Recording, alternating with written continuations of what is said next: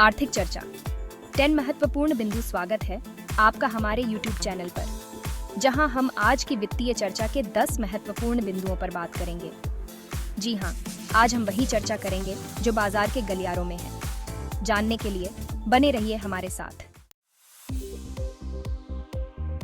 तो सबसे पहले नजर डालते हैं FOMC बैठक पर। यह बैठक अमेरिका में ब्याज दरों की दिशा तय करती है, जिसका असर पूरी दुनिया के बाजारों पर पड़ता है। इस बार की बैठक और भी महत्वपूर्ण है क्योंकि महंगाई अभी भी ऊंची बनी हुई है। क्या फेडरल रिजर्व ब्याज दरों में बढ़ोतरी करेगा या फिर इंतजार करेगा?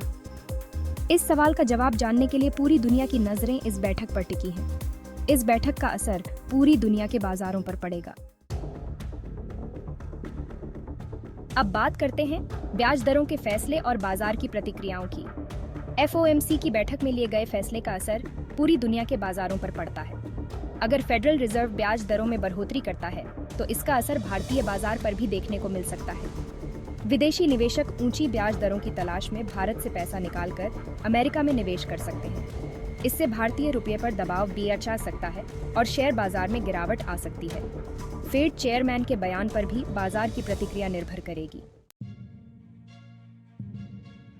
अब रुख करते हैं एक ऐसे पहलू की तरफ जो वित्तीय बाजारों को हमेशा से प्रभावित करता रहा है, राजनीति।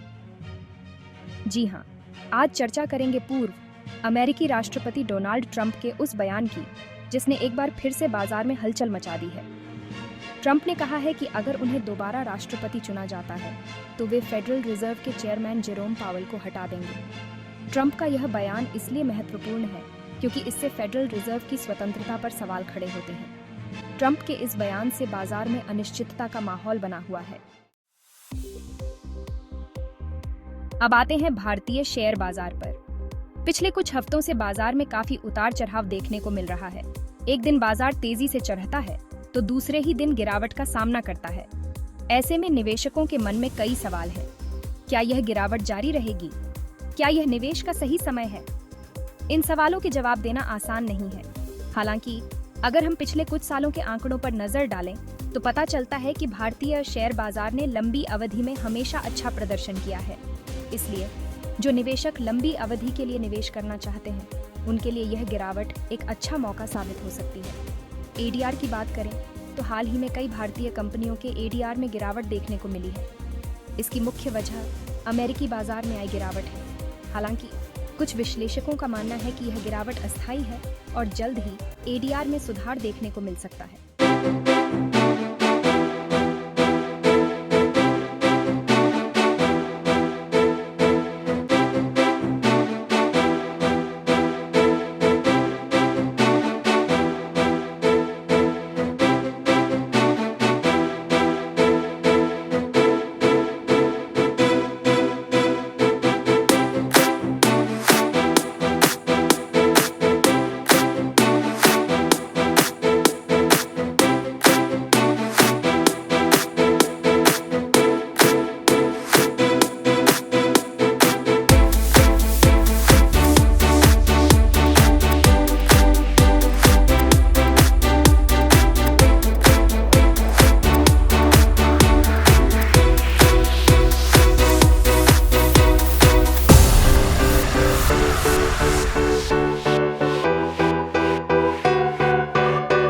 कई कदम उठाए हैं।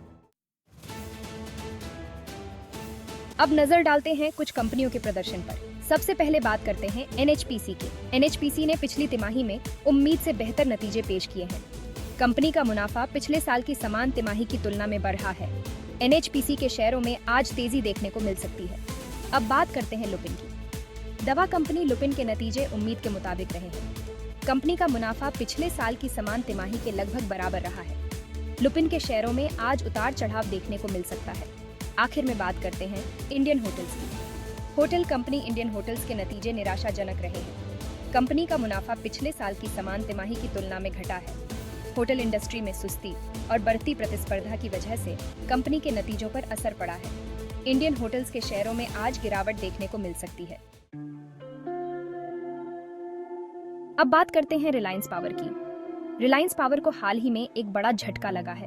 Solar energy corporation of India, जिसे हम SECI के नाम से जानते हैं, ने रिलायंस पावर की नवीकरणीय ऊर्जा परियोजनाओं पर 3 साल का प्रतिबंध लगा दिया है। एसईसीआई का कहना है कि रिलायंस ने परियोजनाओं को पूरा करने के लिए तय समय सीमा का उल्लंघन किया है। रिलायंस ने एसईसीआई के इस फैसले को गलत बताया है और कहा है कि वह इस मामले को कोर्ट में चुनौती देगी। रिलायंस के लिए यह एक बड़ा सेटबैक है। कंपनी नवीकरणीय ऊर्जा के क्षेत्र में बड़े निवेश की योजना बना रही थी। एसईसीआई के इस फैसले से रिलायंस की योजनाओं पर असर पड़ सकता है। कच्चे तेल की कीमतों में लगातार हो रही बढ़ोतरी ने पूरी दुनिया की चिंता बढ़ा दी है। भारत जैसे देश जो अपनी तेल जरूरतों का एक बड़ा हिस्सा आयात से पूरा करते हैं, इस बढ़ोतरी से खास तौर पर प्रभावित हो रहे हैं। तेल की कीमतों में बढ़ोतरी का सीधा असर पेट्रोल और डीजल की कीमतों पर पड़ता है। इससे परिवहन महंगा होता है, जिसका असर बाकी सभी वस्तुओं और सेवाओं की कीमतों पर भी पड़ता है। महंगाई पहले से ही एक बड़ी समस्या बनी हुई है और तेल की कीमतों में बढ़ोतरी ने इस समस्या को और भी गंभीर बना दिया है। भारतीय रिजर्व बैंक ने महंगाई को नियंत्रण में रखने के लिए ब्याज दरों में बढ़ोतरी की है, लेकिन तेल की कीमतों में बढ़ोतरी से आरबीआई के लिए महंगाई को काबू में रखना और भी मुश्किल हो गया है। सरकार ने तेल की कीमतों पर लगने वाले टैक्स में कमी की है, लेकिन इससे भी आम आदमी को ज्यादा राहत नहीं मिली है। तेल की कीमतों में बढ़ोतरी का असर न सिर्फ आम आदमी पर पड़ रहा है, बल्कि इससे उद्योग जगत भी प्रभावित हो रहा है। बाजार में उतार चढ़ाव तो लगा ही रहता है, लेकिन क्या आपको डरना चाहिए? जरूरी नहीं। अगर आप एक अनुभवी निवेशक हैं, तो आप जानते होंगे कि बाजार में गिरावट को एक अवसर के रूप में भी देखा जा सकता है। जो लोग लंबी अवधि के लिए निवेश करना चाहते हैं, उनके लिए बाजार में गिरावट सोने के भाव गिरने जैसा है। लेकिन इसके लिए जरूरी है कि आप घबराएं नहीं और सोच समझकर फैसला लें। अपने वित्तीय सलाहकार से बात करें और देखें कि आपके लिए कौन सा निवेश सही है। याद रखें, बाजार में उतार चढ़ाव तो आते जाते रहेंगे, लेकिन अगर आपने सही जगह निवेश किया है, तो आपको लंबी अवधि में अच्छा रिटर्न जरूर मिलेगा। अंत में नजर डालते हैं वैश्विक आर्थिक परिदृश्य पर। दुनिया भर में आर्थिक मंदी की आशंकाओं के बीच यह जानना जरूरी है कि भारत की स्थिति क्या है। हालांकि वैश्विक अनिश्चितताओं के बावजूद भारत की अर्थव्यवस्था अभी भी मजबूत बनी हुई है। हाल ही में जारी आंकड़ों के मुताबिक भारत की विकास दर अभी भी दुनिया में सबसे तेज है। सरकार द्वारा उठाए जा रहे कई कदमों से अर्थव्यवस्था को समर्थन मिल रहा है। हालांकि कुछ चुनौतियां अभी भी बनी हुई हैं, जैसे कि बढ़ती महंगाई और बेरोजगारी। सरकार को इन चुनौतियों से निपटने के लिए और ज्यादा प्रयास करने की